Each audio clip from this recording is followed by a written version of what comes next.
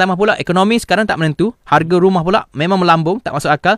Jadi ramai yang mengambil kesempatan untuk menggunakan ataupun menawarkan perkhidmatan sambung bayar rumah. Jadi sebagai permulaan ni, bagaimana kedua-dua konsep ini dijalankan, iaitu sambung perumahan ataupun hartanah dan juga kenderaan, dan adakah ianya boleh ataupun dibolehkan mengikut undang-undang negara kita, Cik Aizat, sebagai permulaan kita. Sila Cik Aizat. Okey.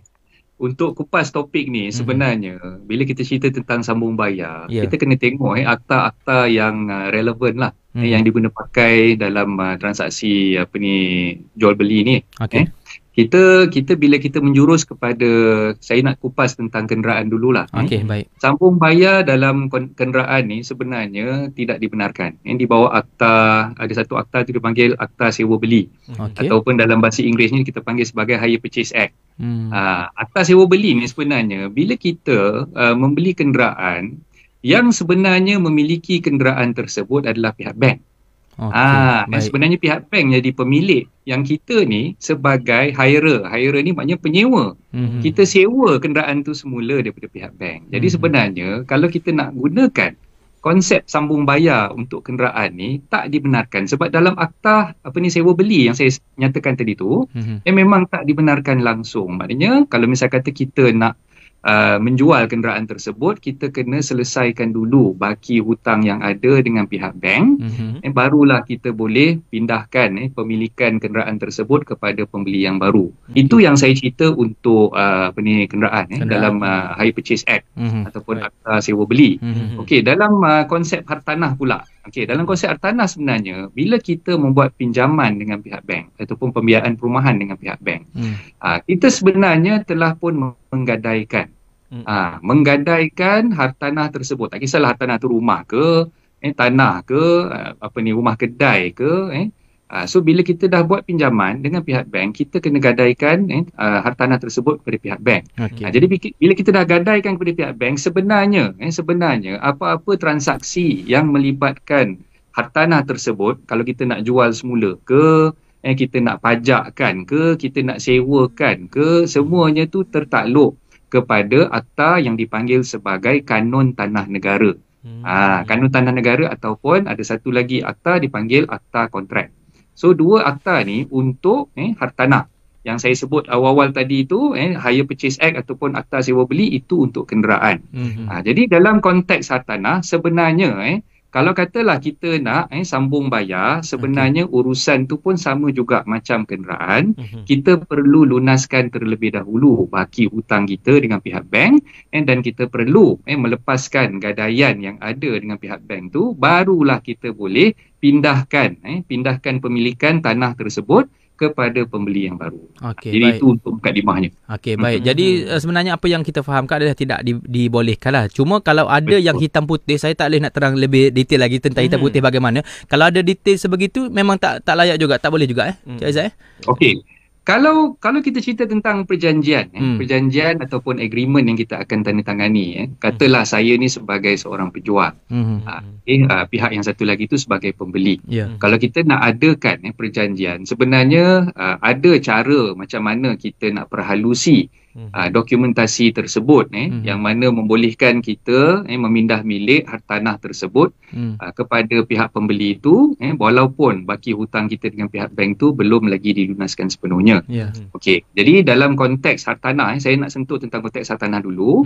Dalam konteks hartanah sebenarnya seorang peguam yang bertauliah, yang memang berpengalaman, biasanya dia tahu cara macam mana kita nak buat perjanjian di antara pihak penjual dan juga pihak pembeli untuk memastikan bahawa transaksi orang kata pindah milik tersebut boleh dilakukan, walaupun hutang yang masih ada oleh pihak penjual dengan bank pihak penjual tu belum dilunaskan sepenuhnya. Jadi memang ada dokumentasinya, memang boleh kita buat satu perjanjian, tapi dia bukannya orang kata perjanjian yang mudah, dia perlu diperhalusi dan perlu disiapkan oleh seorang peguam lah. Itu yang lebih baik. Baiklah, tentang dokumen nanti kita akan sentuh juga sekejap lagi Baik, terima kasih Cik Aizat di atas penerangannya. Tadi Cik Aizat ada nyebut dekat sini, Cik Aizat ada cover hartanah ni sama ada rumah ataupun tanah, sama ada tanah kan. Jadi kita nak tanyalah, apakah risiko terbesar yang dihadapi oleh pemilik rumah tersebut sekiranya minta maaf. Jadi apakah risiko untuk pemilik rumah dan untuk pembeli baru tu sendiri bila berlaku proses ni? Ya. Cik Aizat. Okey. Cerita pasal risiko ni sebenarnya risikonya sangat-sangat besar. Kalau tuan-tuan perempuan buat suatu urusan tu tanpa menyelidiki dari segi dokumennya tak lengkap, dari segi dokumennya mungkin ada yang tidak dimuktamadkan, jadi risikonya sangat besar. Okey, untuk pihak penjual sebagai contoh, katalah pihak penjual ni ada masalah di kemudian hari, sebagai contoh paling mudah sekali, tiba-tiba lah ditakdirkan, nauzubillah tak jauh lah, penjual ni meninggal.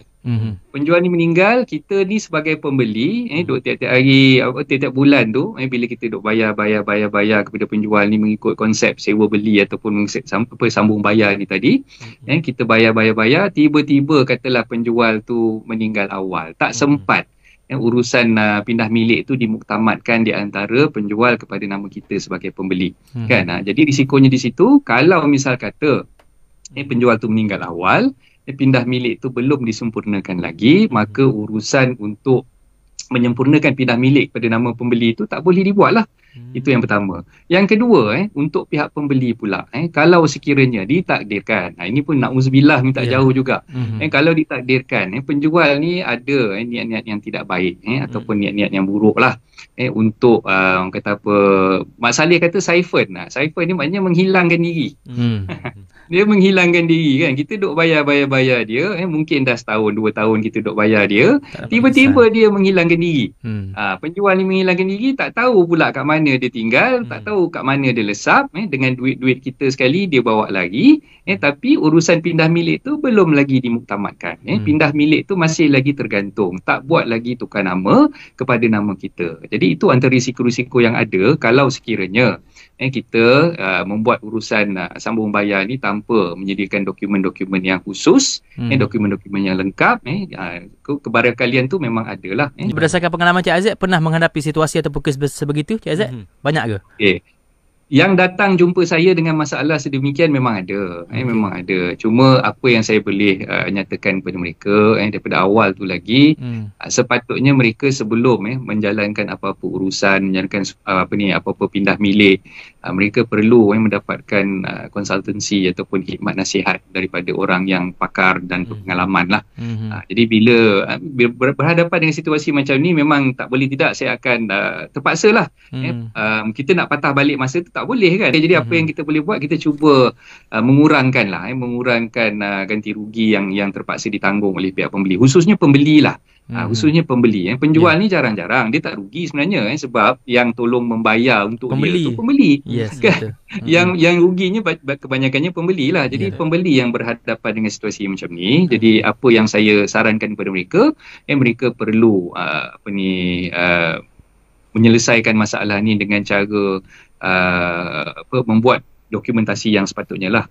Bila dah ada dokumentasi yang sepatutnya tu, mengelakkan berlakunya masalah ditipu dan sebagainya. Okey. Baik, Cik Aizat, kita nak bercerita pula mengenai dokumen yang perlu disediakan seandainya kedua-dua pihak ni untuk urusan sambung bayar ni. Apa yang penting sebenarnya dalam dokumen ni, penyediaan dokumen? Okey. Kalau kita cerita dari konteks kereta lah, saya cerita kenderaan dulu. Kenderaan ni sebenarnya selalunya orang yang buat sambung bayar, dia akan buat report polis. Report polis. Biasa kita dengar lah, dia akan pergi ke balai polis. Dua-dua ni lah, pihak penjual dan juga pihak pembeli ni, dia akan buat cover report, dia panggil. Cover report dekat balai polis. Tapi selalunya bila kita pergi ke balai polis sekalipun, pihak polis akan menasihati pihak pembeli ni supaya menyediakan dokumen perjanjian yang lebih kukuh, yang boleh protect dia, boleh menjaga hak dan kepentingan dia sebagai pembeli. Polis pun sebenarnya bila kita nak buat report, polis tak boleh kata tidak, dia kena terimalah report cover tu. So bila kita buat cover report tu satu cara yang orang kata paling basic lah, paling asas untuk kita buat sambung bayar ni. Tapi bila kita rujuk kepada akta sewa beli, akta sewa beli yang telah pun digubal di Parlimen, sebenarnya bila kita menjadi hirer ataupun penyewa untuk kereta yang kita sewa daripada bank ni, sebenarnya hak milik kenderaan tersebut bukannya terletak kepada kita, tapi terletak kepada pihak bank. Jadi macam mana cantik sekalipun dokumen sewa beli tersebut macam mana peguam draft ke apa ke, hakikatnya sebenarnya benda tu dah menyalahi akta. Jadi bila kita buat cover report sekalipun, kalau misal kata ada agreement sekalipun, kalau contohlah ada apa-apa masalah di kemudian hari, tak boleh kita nak gunakan agreement ataupun cover report tersebut untuk menjaga hak dan kepentingan kita sebagai pembeli. Sebab awal-awal lagi dia dah melanggar akta sebenarnya, tak boleh, satu kesalahan. Itu untuk kenderaan lah. Okey, untuk konsep sewa beli ataupun sambung bayar hartanah ni, ada dokumen-dokumen yang perlu disediakan oleh pihak peguam. Antaranya adalah kita perlu menandatangani satu perjanjian jual beli. Perjanjian jual beli ni kita dah muktamadkan bersama dengan pihak penjual. Okey, so dalam perjanjian jual beli ni, dia bukannya perjanjian jual beli biasa tau. Dia ada terma-terma yang khusus yang menjurus kepada bayaran-bayaran yang perlu dibayar oleh pihak pembeli, dan dalam masa yang sama terma yang mengikat pihak penjual supaya penjual tidak boleh memindah milik ataupun menjual semula rumah tersebut kepada pembeli yang baru. Maknanya dia memang dah ikat dengan kita. Kalau kita comply ataupun kita mematuhi syarat-syarat yang telah ditetapkan oleh pihak penjual yang termaktub di dalam perjanjian jual beli tersebut, maka penjual tidak boleh sewenang-wenangnya membatalkan dan menjual pula rumah tersebut ataupun tanah tersebut kepada pembeli yang baru. Okey, itu yang pertama. Yang kedua, dalam konsep sewa beli hartanah ni juga, anda sebagai pembeli sepatutnya menandatangani satu perjanjian yang dipanggil sebagai borang caveat. Caveat ni jarang-jarang orang dengar. Sebenarnya caveat ni adalah satu halangan. Satu halangan yang kita boleh meterai ataupun tandatangani, dan kita boleh daftarkan di pejabat tanah untuk memastikan bahawa penjual tidak boleh sewenang-wenangnya pindahkan hartanah tersebut kepada orang lain. Sebab bila kita dah daftarkan caveat ni adalah satu bentuk untuk menghalang sebarang transaksi yang boleh dilakukan oleh tuan tanah selaku penjual untuk memindah milik ataupun nak serahkan tanah tersebut kepada pihak yang lain. Dia macam satu cara untuk kita stop dia lah. Daripada membuat urusan-urusan seterusnya. Bila dah ada caveat tu, maknanya hak kita sebagai pembeli dah terjaga di situ. Jelas sekali dah apa yang Cik Aizek bagi tahu tadi tu. Jadi macam terdapat juga kes tak di mana yang kita tahu Cik Aizek, biasa ada juga setengah-setengah orang ni dah jual. Lepas tu tidak mahu menyerahkan rumah tu. Orang dah bayar dah bertahun ke, tiba-tiba orang tak nak tukar, tak bagi kerjasama. Jadi sebagai buyer kita ni, apa yang perlu kita buat Cik Aizek? Bagaimana jalan penyelesaiannya? Kita duit dah habis banyak ni, duk bayar sebelum ni. Boleh ambil tindakan di mahkamah ataupun sebagainya. Mungkin ada kes terpencil juga begini macam ni Cik Azad. Saya yakin mesti ada punya. Dia dalam situasi macam ni berbalik kepada dokumen yang kita dah tandatangani dengan pihak penjual tadilah. Okey, baik. Sebab tu daripada awal lagi kita kena dapatkan iman nasihat daripada pihak peguam yang profesional yang tahu cara macam mana nak mendirikan dokumen tu untuk mengikat pihak penjual daripada berubah hati, bertukar fikiran, tak jadi pula nak jual dan sebagainya. Okey. Jadi bila dah ada dokumen yang saya kata tadi saya purchase agreement yang terma-termanya dah memang memihak kepada pihak pembeli, dan dalam masa yang sama ada caveat yang dah didaftarkan untuk menghalang sebarang transaksi ke atas hartanah tersebut oleh pihak penjual, maka bila berlakunya orang kata perubahan ataupun orang kata penukaran hati oleh pihak penjual ni tadi, tak nak jual pula rumah tu ataupun tanah tu pada pihak pembeli, kita boleh kuat kuasakan apa yang telah termaktub di dalam perjanjian tersebut dan juga di dalam borang caveat tersebut. Jadi itulah yang mustahaknya sebelum kita buat apa-apa tindakan, kena pastikan yang kita faham, kena pastikan yang kita tahu apa hak-hak kita, dan kita kena dapatkan dulu khidmat nasihat daripada orang yang memang berpengalaman dan pakar dalam bidang-bidang tertentu lah. Terutamanya dalam bidang undang-undang hartanah. Baiklah supaya kita pun tidak teranaya seandainya berlaku. Tapi Cik Aizat mungkin ada kes juga ke yang macam tak apa, beli dengan anak beranak je, okey je. Ke ada kes yang berlaku bila dah final, yang last kali dah ada masalah. Pernah jadi kes macam tu Cik Aizat? Senyum tu macam dia kalau tanya pandangan saya dengan adik-beradik, dengan anak beranak ni, lebih kita perlu berhati-hati. Sebab apa? Kalau katalah kita dengan adik-beradik kita, kita mungkin dengan saudara mara kita, mungkin orang menganggap saudara mara adik-beradik ni macam mana pun kita akan jumpa balik, raya balik kampung kita jumpa dia balik kan. Betul. Tapi sebenarnya kita lupa bila kita ada masalah dengan adik-beradik kita sendiri, ada masalah dengan saudara mara kita sendiri, benda tu yang akan mengakibatkan silaturahim tu terputus. Yes. So banyak kes-kes sebenarnya bila ada masalah, terutamanya yang melibatkan duit lah.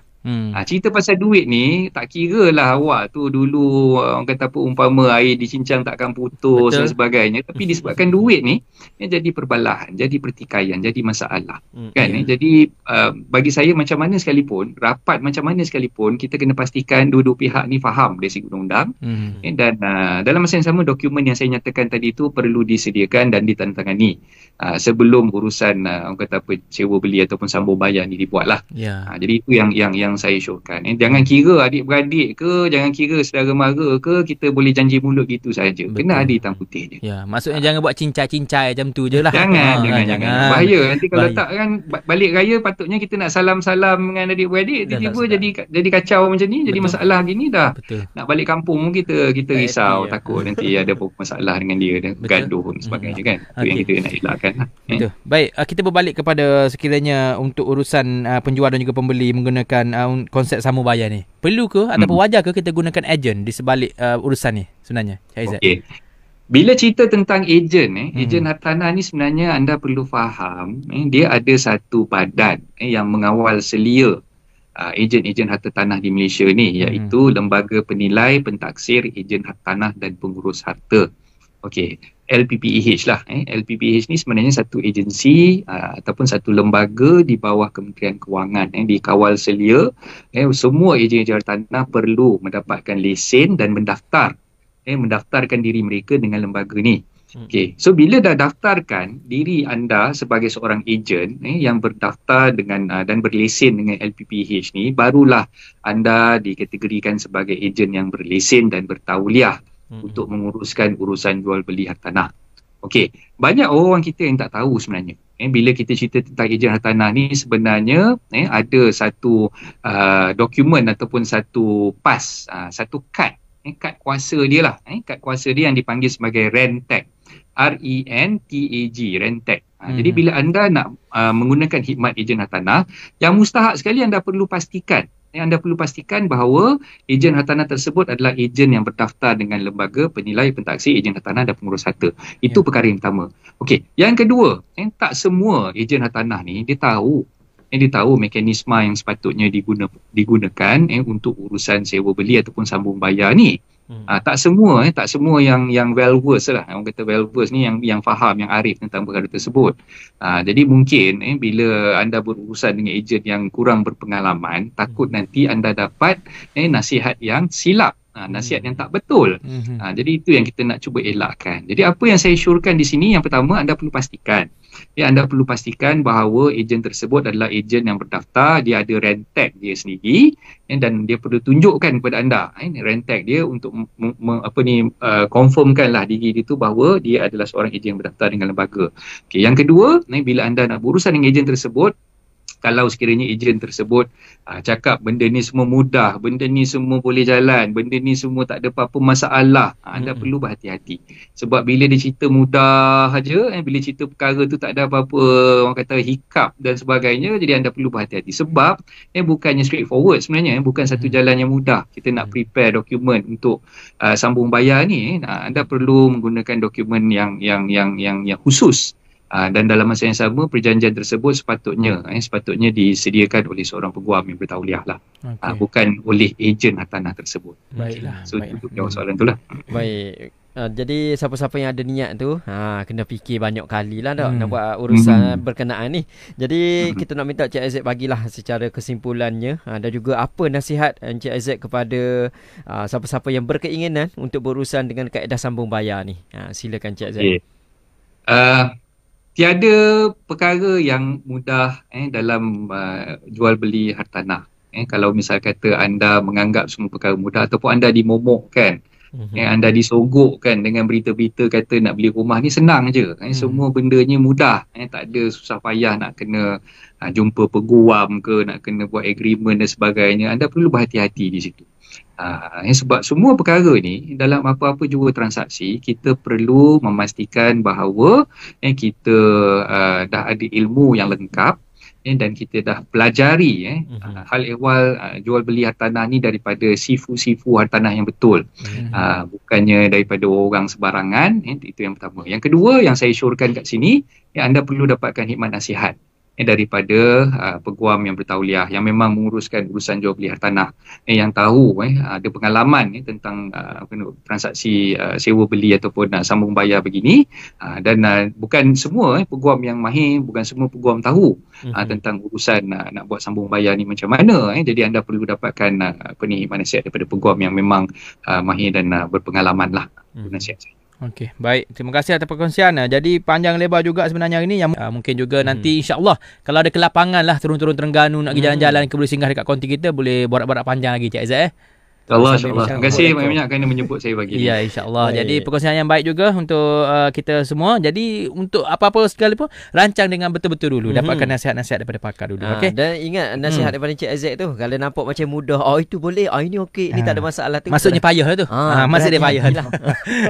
Okey, baik Cik Aizat, insya-Allah kita jumpa lagi. Terima kasih.